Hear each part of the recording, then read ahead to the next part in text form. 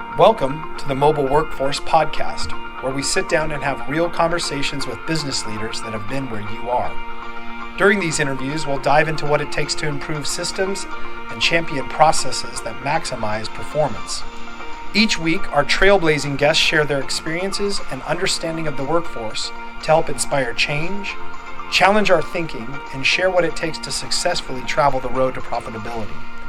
Now here's our host, co-founder and chief evangelist of About Time and WorkMax, Mike Merrill. Hello and welcome to the Mobile Workforce Podcast. I'm your host, Mike Merrill, and today we are sitting down with Matt Harris, the Chief Product and Strategy Officer at Viewpoint. We're going to discuss your business portfolio and projects and how you can use data to balance your risk and ensure that you are taking the right projects to accomplish your overall business goals. Hello, Matt. I'm glad you're here with us. Thanks for joining us. Yeah, hey, great to see you, and thanks for inviting me here. You and I have known each other for many years now. Excited about your podcast at Frontier here, and thanks for having me on. Awesome, yeah, it's great. You're hailing from sunny Portland, is that right? I'm hailing from sunny Portland. Yeah, one of these days we'll actually might see the sun. At this time of the year, we don't see it very often, but yeah, here in Portland, Oregon. Yeah, and I'm from sunny Salt Lake, or snowy Salt Lake, I should say. Snowy Salt Lake, for sure, yeah. All right, well, before we jump in the conversation today, can you give our listeners just a quick introduction about your background and your experience?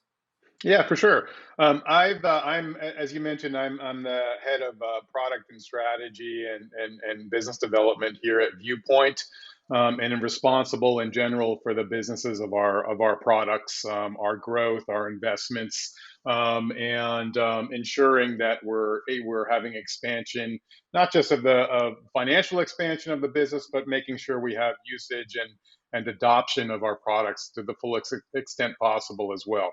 And a lot of this includes the innovation. What are we doing next, and what are we trying to improve upon? I've been at Viewpoint for I'm coming into my 10th year, so it's been a long and very interesting and really compelling journey for me, and has been extraordinarily fun as we've evolved as a business. About 2 years ago, we were now part of the Trimble portfolio of businesses, and that's been a very interesting evolution of our business as well, and are doing a lot within the Trimble ecosystem of products and businesses, and it's been very exciting. We just came through, or are coming through, I should say, a major impact to the economy in our industry and COVID. And I'm happy to say that many of our customers and more and their employees and their businesses have been doing well, and we've been focused on making sure that helping them to whatever extent we can.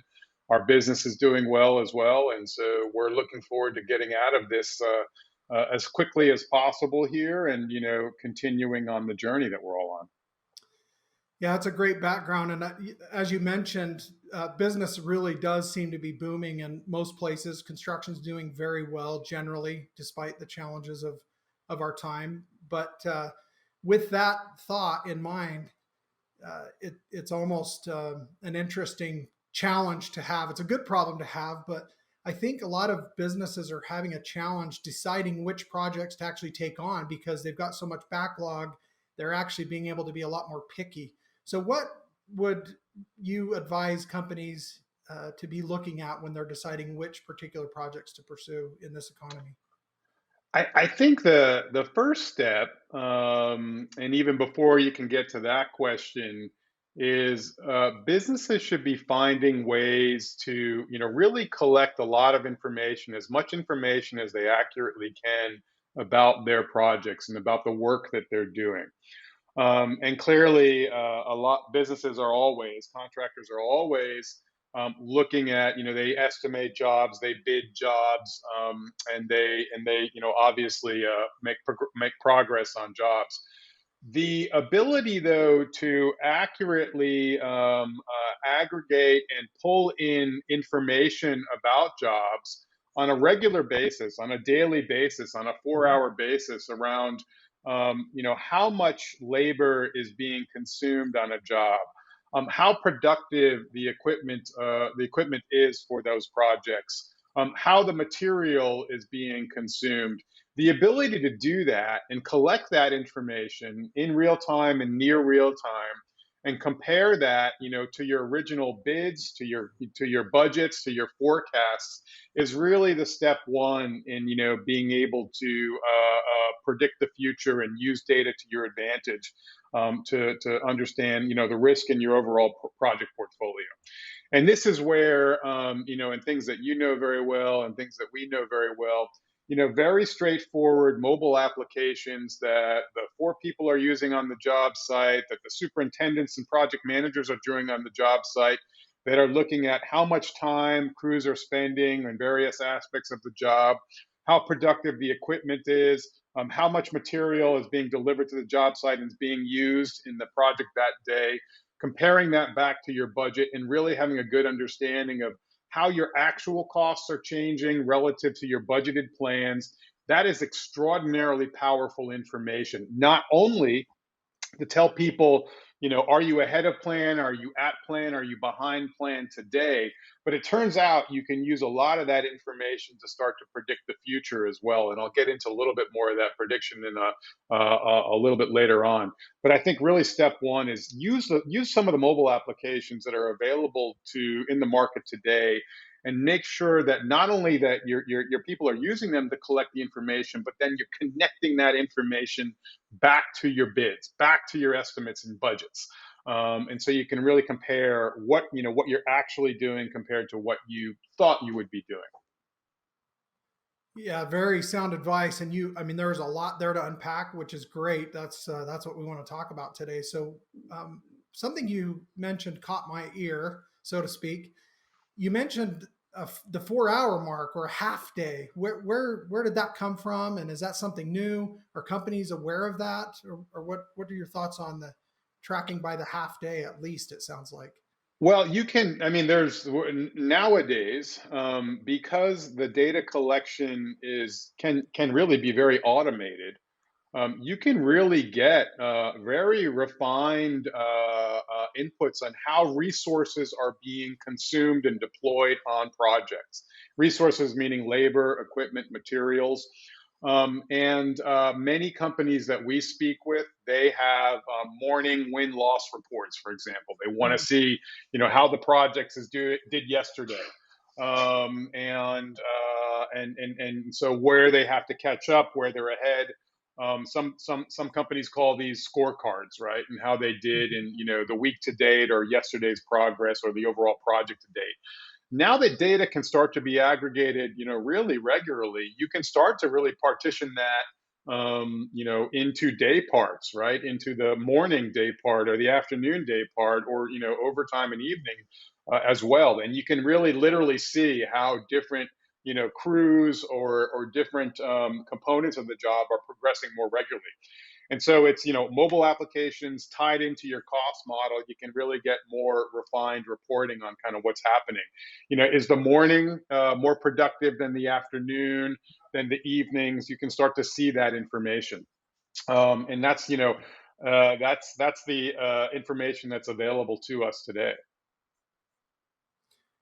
Yeah, I think your points are well understood by me. I guess from a statistical perspective, just grabbing a number in your mind, what percentage of your customers would you say are actively leveraging these types of tools, and maybe what percentage are still a little bit behind or way behind? I would say that within our customer base right now, it's about 50% of our overall customer base have some form of mobile application on the job site where they're aggregating data in real time. We do have a lot of great usage data on this. We know we have 75,000 active users in our field Mm. productivity tools every month. And that's been really taking off in the past year and a half or so. And so, in fact, the fastest growing component of our portfolio right now is in mobile field productivity. It's in strong demand, and the ability to really capture data in near real time, and then compare it back to the cost model, and do this all paper free and automatically, is a very appealing need, or a very strong need from our customer base right now. And I know you guys do have some very compelling products to help make that happen. So as the ability, mobility right now and field data capture is on the minds of everybody in the industry, and it's a really strong growth platform. Yeah, I love that. And for those that aren't yet there, it should be, right? Your competitors and the rest of the industry is utilizing those things currently. Oh, for sure. I mean, it's right now the applications are so good, and reasonably inexpensive, that the productivity gained far outweighs the costs of manual data collection that is otherwise being done through clipboards, or sometimes on the writing on 2x4s or Yeah. whatever, to collect information and then having manually enter that in, and that being maybe once a week, and inaccuracies. If you're able to collect this on a real-time basis, and not only inform executives of how they're doing against their project objectives, but also you can feed the information back to the superintendents, right? Hmm. And so some of the things that we do is that as soon as a superintendent collects crew time, for example, we tell them right away, are they ahead of plan overall in the project budget, or are they behind plan in the project budget, right? So they can say to themselves, well, tomorrow I better be careful around how much overtime I use, or I better have a plan to get this phase finished out, right? And so we can actually inform the people who are really making decisions on how to use crews and people to make better decisions, and make decisions that'll help them hit their budget targets. Yeah, I love the idea of that feedback loop that it sounds like you're talking about. Yeah, yeah, it's really very very powerful. So obviously, paper and spreadsheets are out if this is the kind of data you want to have in the timely manner that we're talking about. Yeah, paper spreadsheets are definitely out. Paper in particular, and what we saw last year, and I would assume many people saw it, yourselves included, is that paper as a communication means is really going away. And there's more and more demand that we're seeing in our customer base and the industry to fully digitize, get out of paper means, and really stop paper handoffs, and really start and really enable the digital handoff. And that's not only in productivity at the job site, that is in employee communications, that is in a subcontractor communications, vendor and supplier coordination. Everything is really moving towards a digital framework, and digital communications. And one of the things, obviously, with more and more people working remotely, the ability to hand off paper and do that is harder. But also, Mhm. there's just a common sense of let's get out of paper and start to use digital means, and just makes it easier and safer for everybody too. Yeah, I love that. And migrating off of those more rudimentary or basic tools of the past allows us to collect more what I would call passive data. There's active data, passive data. There's what are the differences between those two, and how do they come into play together? Well, that's really interesting, and then we can start to think about, once how we collect data, and then what we do with it. So right now, as a superintendent is using our products, a mobile application to collect crew time, or equipment time, or material deliveries.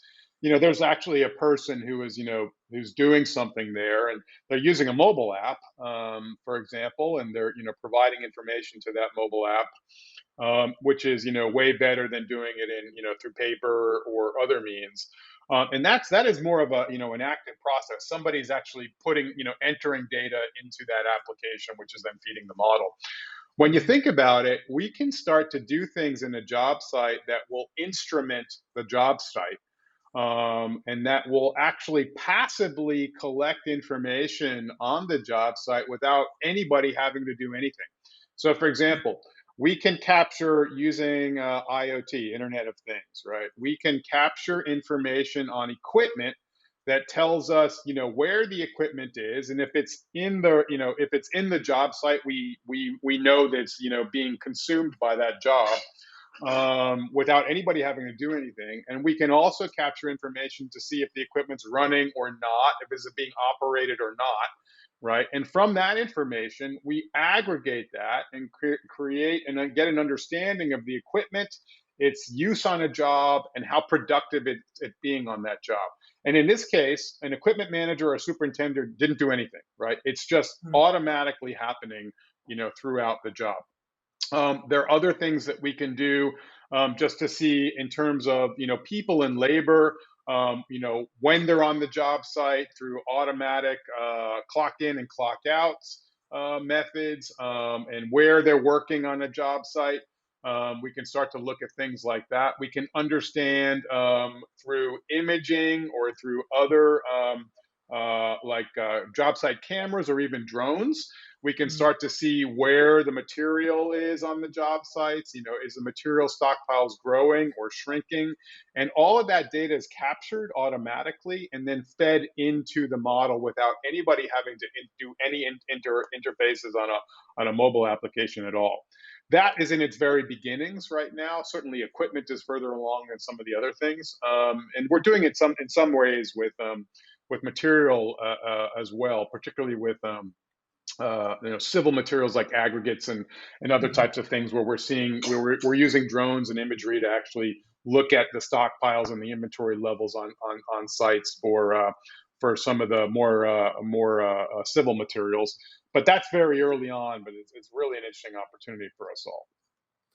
Yeah, you mentioned the term aggregator. So what for the listeners, what does that mean, and then also what value does that provide to have an aggregator? So yeah, in the aggregation of the data, what you can start to do, and what we're working on now, is as more and more of this data becomes available, and we look at how jobs are performing in their costs relative to original bids and their budgets, right? Then we can start to actually really understand how a contractor is performing, historically, against all of their jobs, and actually not just the contractor, but the industry at large, Mm-hmm. right?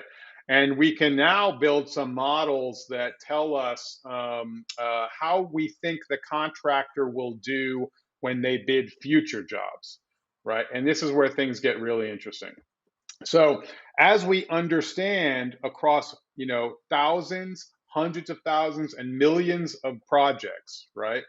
The how much was spent on labor, how much was spent on materials, on equipment, right? We compare that with the original bids, on the jobs and the estimates. We compare that with the type of job, when it was done, where it was done, right? We actually build models then that can predict, that look at the overall industry and how does the industry perform.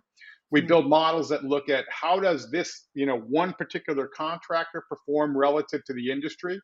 And we can also build models that tell a contractor, if you bid a job and it has the following elements to it, you intend to spend so much in labor, so much in equipment charges, so much in material, your original contract value is this. We can tell that contractor with an 80% probability of likelihood, we can tell that contractor, how likely it will be to achieve their targeted profit outcome. And so this is where we get into some of the things you started with, Mike, around how can we help contractors better manage their portfolio and their backlog, right? So we can inform them of, bidding on this job under these circumstances will, either result in a high margin likelihood probability or a low margin probability. And probably no surprise to us all, the end state profit margins on a project are very, very different from the original bid, right? And so we're able to actually predict that difference. Yeah, 80%, that's a big number, and I wouldn't challenge that. I would imagine that's probably the case. One question that comes up in my mind is, how is one contractor able to leverage data from the industry or from others of their peers? So in two ways. First, in the model that I described, and what we're doing is we're working on this with a select group of our customers now. And what this model that we've created, it compares a single company's performance on profit margins, project profit margins, to the industry at large. So they, as a company, can see in general how do they do? Are they better than the industry? Are they worse than the industry? And then we also can use that data to help inform them on, on a project that they might be bidding on, how they perform against that project, right? And how that project is likely to perform. And so that is an example. And our customers now are using this. Estimators are using it to really get kind of a help quantitatively validate some of their bids, right? Help them, get more than a gut feel around the project. Owners are using it to start to look at, is this a job that, how likely could I be to lose money on this job, right? Mhm. And should I take it on right now? If the backlog or the opportunities for bids are pretty substantial. Let's pick the right bids and marry some low risk jobs with some high risk jobs. And so that's happening right now. And that's an example of kind of the things that we're doing. The other example of things that we're doing is that we're providing information back to our customers in just an overall industry benchmarking, right? So we can look at, what's the average, profitability of jobs look like, of jobs like that, for the industry at large. And as I mentioned, how does that compare to a single firm? We are actually providing information on just hiring trends in the industry. Mhm. Is the industry and in regions and in states, are they hiring more people than they're letting go, or are they letting go more people than they're hiring, and get an index of kind of labor trends, and that certainly affects how quickly it would be to bring new people on board, right, and what labor rates might be doing. We're providing indices on just overall backlog trends. And so are backlogs increasing? Are they decreasing by type of project? And we're providing some indications there. So we're really providing some now macroeconomic indices that our customers are using to help inform them around what's directionally happening in the industry right now. And in the era that we're in, which is there's a lot of volatility right now, right? And so Mhm. pandemic, things shut down and they came back, and right, what's next, right? Having these indices really what we're hearing from our customers, that the indices are really super helpful. Yeah, I'm envisioning as you're talking, lots of great information there, and it's actually astonishing to me. I mean, I come from the industry and spent a decade or more in general construction before we started our mobile data collection company 17 years ago. But it's amazing to see the transition of the industry, and that we could even be having conversations like this. I'm picturing a stock portfolio or dashboards with a ticker symbol and seeing the ups and down trends. Is that a realistic comparison that companies could enjoy today with the technologies available? It's a very realistic comparison. Is that ultimately, what we'd like to be able to do is provide an owner or a C-suite a risk profile on their projects, right? Just like an investor would have, at least a good investor would have a good understanding of a risk profile of their investments, and marry some high risk investments with some low risk investments, so you have a balanced portfolio. What we're able to do, and we're in the very early phases of this now, is really provide risk profiles of a project portfolio. High risk jobs versus low risk jobs, and ideally, any a contractor would want to have a balanced approach in that. Obviously, not have an entirely high risk portfolio, because then maybe putting more of the company at risk. But you also don't want too of a low risk portfolio in a growth in possibilities of growth. And that also is dependent upon the phase of the company and things like that. So we're enabling with some of this data, which is, you know, it's very easy to get, and we built the models. We've done the data scientists, done the data science ourselves, with a very clever group of data scientists that we have both at Viewpoint and at Trimble. We're providing some very simple tools for our customer base to use.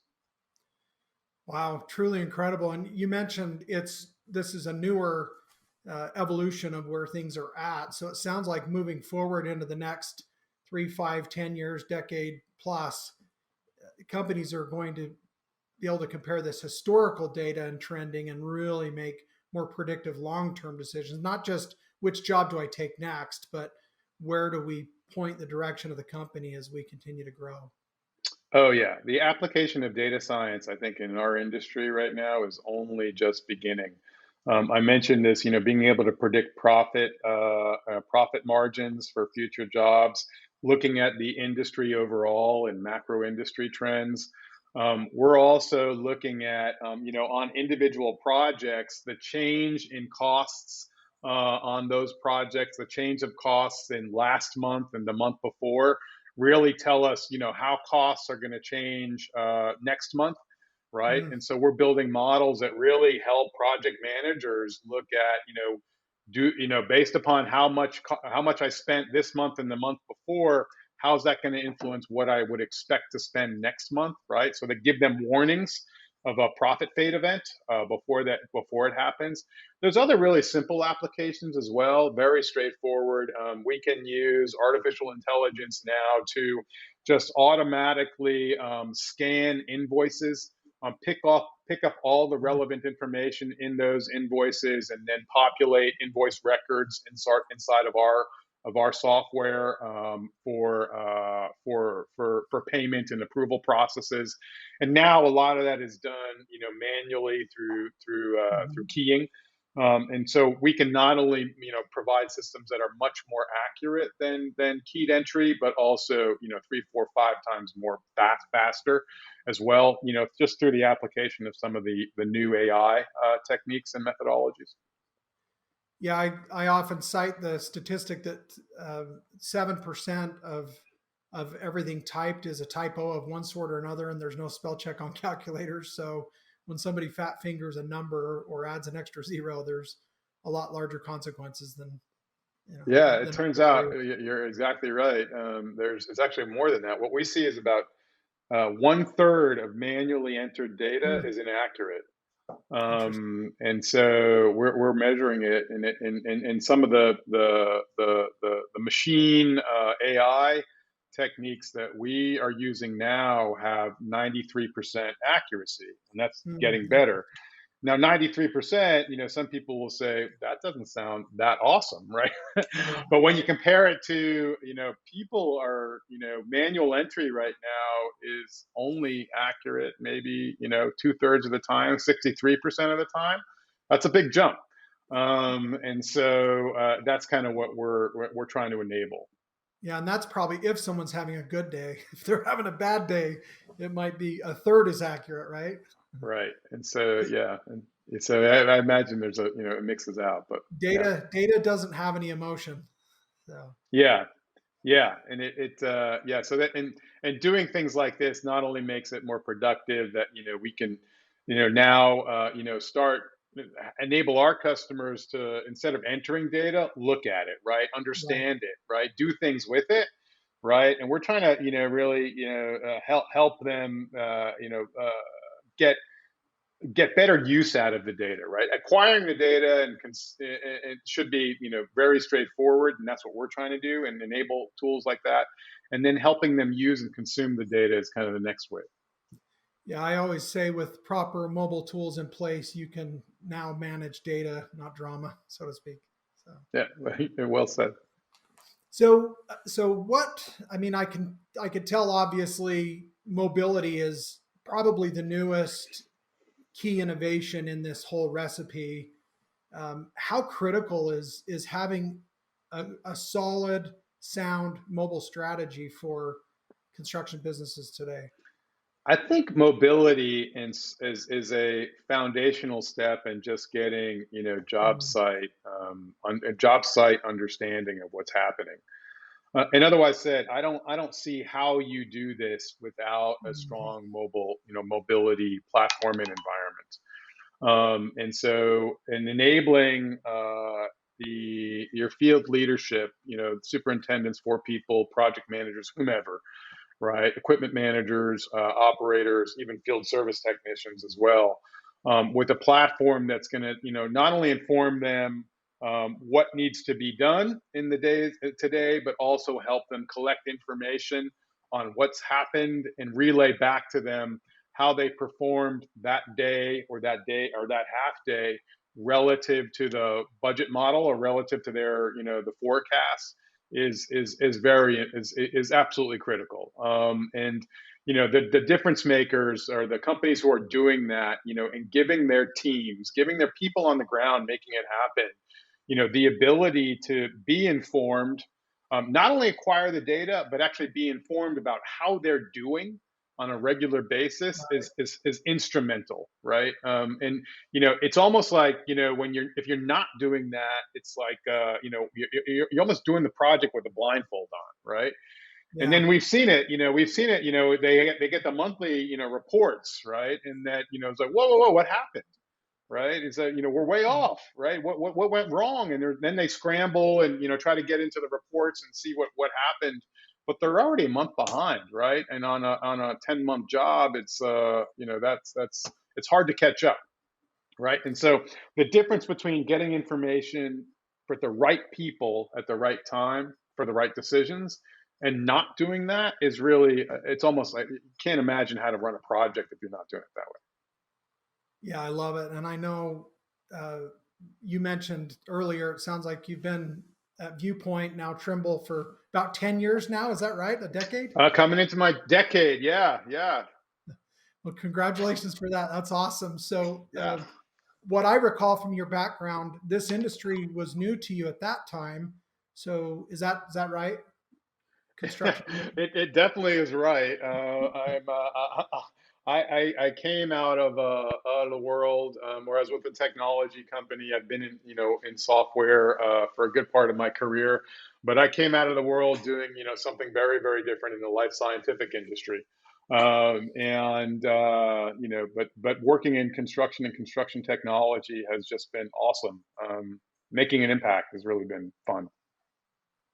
Yeah, I could imagine. I think the industry has moved more your direction from where you came from than or met you in the middle, at least, as you've embarked on this journey from the sounds of it.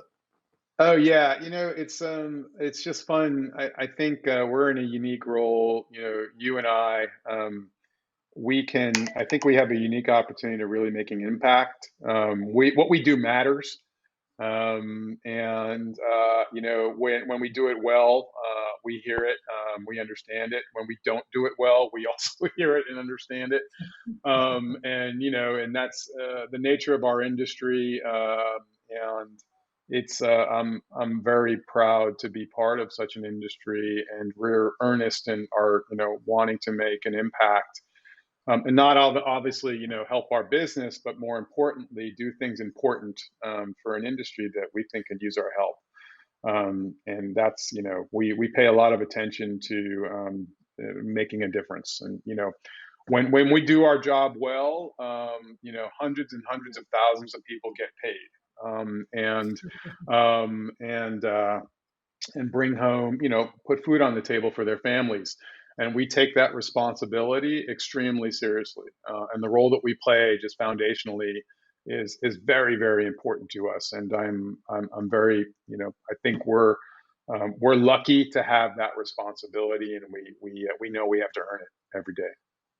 Yeah, we feel very much the same way here. It's very impactful and blesses lives when we do a good job, and it's neat to be a part of something that changes people's lives for the better. Yeah, yeah. So in that tenure for nearly a decade, what is the or has been the most surprising thing to you, and maybe what's the thing that you've enjoyed most about this journey so far? I think that there's a lot of talk in kind of the ecosystem at large that I'm going to say this the right way, that construction's behind. They don't Hmm. really get technology, and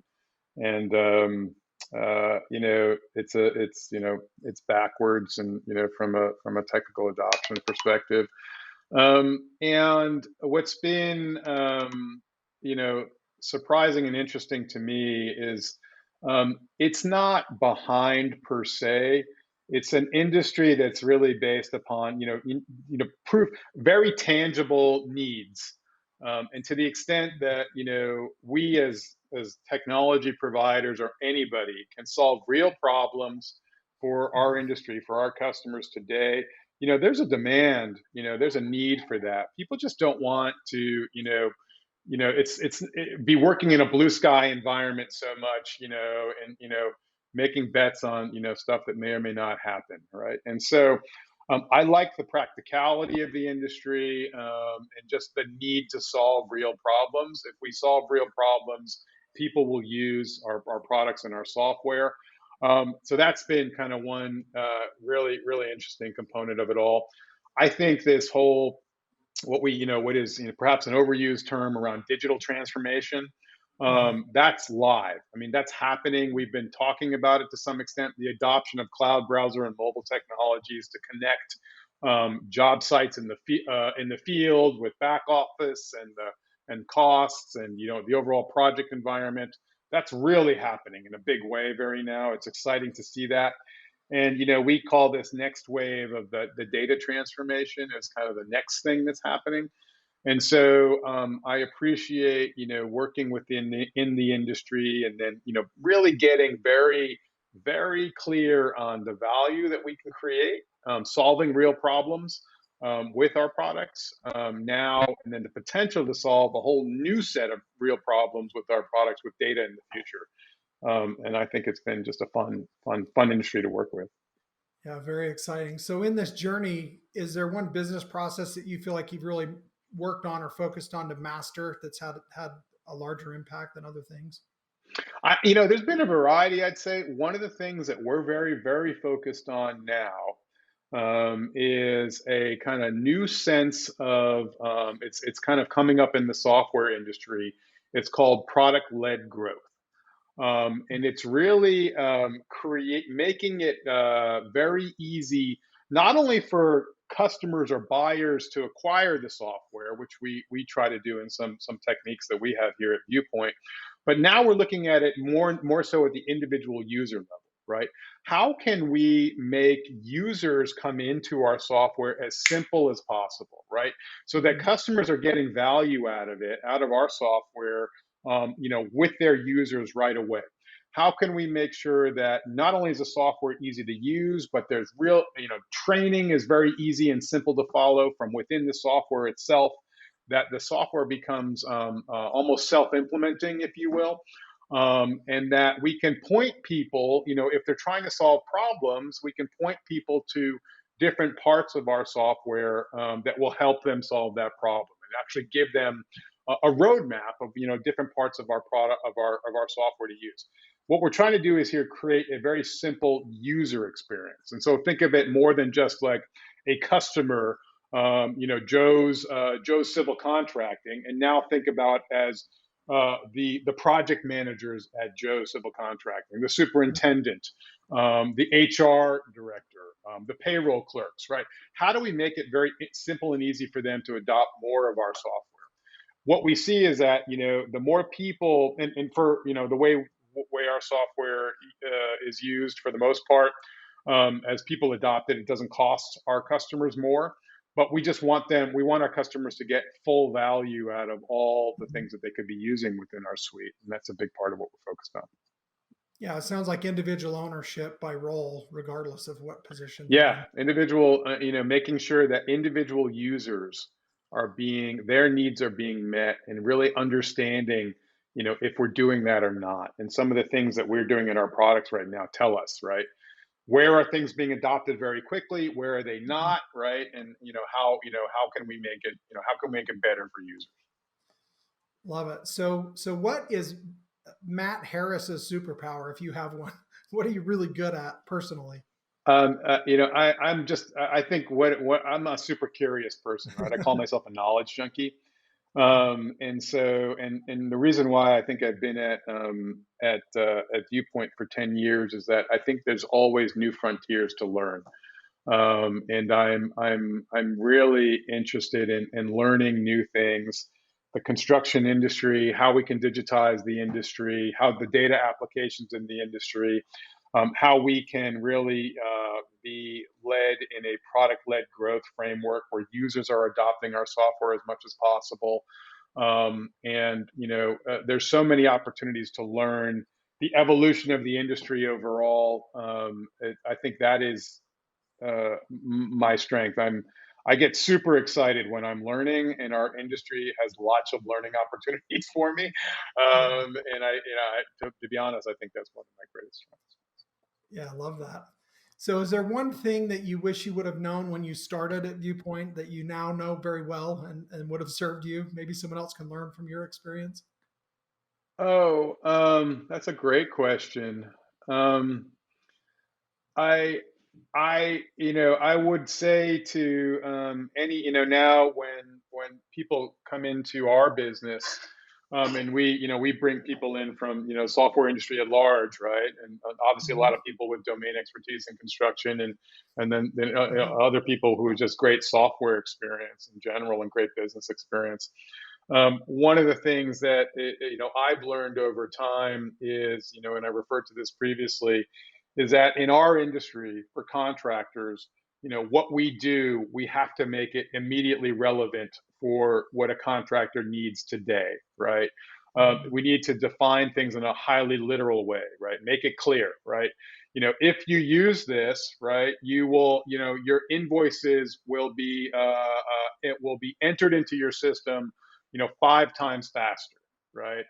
With far fewer errors, right? And this is a problem because you're spending so much on doing it today, right? If you use this, your superintendents will know if they're ahead of plan or behind Mhm. plan, at 4 o'clock every day, right? And so we need to be very literal in defining and showing and proving that we can solve, real problems that our customers and our users are having today. And that's what I tell our team.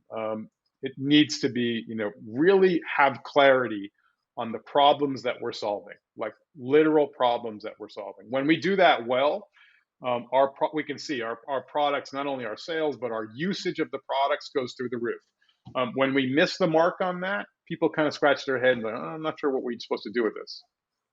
No, I love that. I think it's applicable even for our contractor companies that are listening to learn from that same advice with their field personnel, their office personnel.